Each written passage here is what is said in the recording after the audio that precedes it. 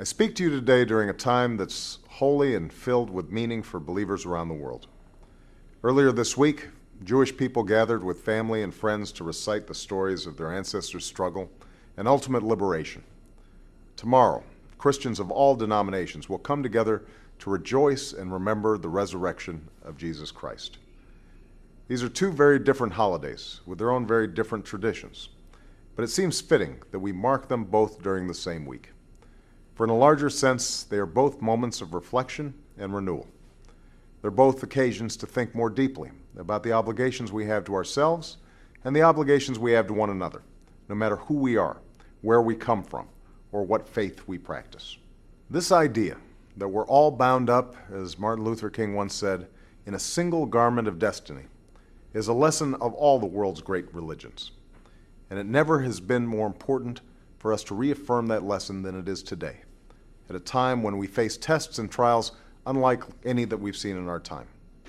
An economic crisis that recognizes no borders. Violent extremism that's claimed the lives of innocent men, women, and children from Manhattan to Mumbai. An unsustainable dependence on foreign oil and other sources of energy that pollute our air and water and threaten our planet. The proliferation of the world's most dangerous weapons. The persistence of deadly disease. And the recurrence of age-old conflicts. These are challenges that no single nation, no matter how powerful, can confront alone. The United States must lead the way, but our best chance to solve these unprecedented problems comes from acting in concert with other nations. And that's why I met with leaders of the G20 nations to ensure that the world's largest economies take strong and unified action in the face of the global economic crisis.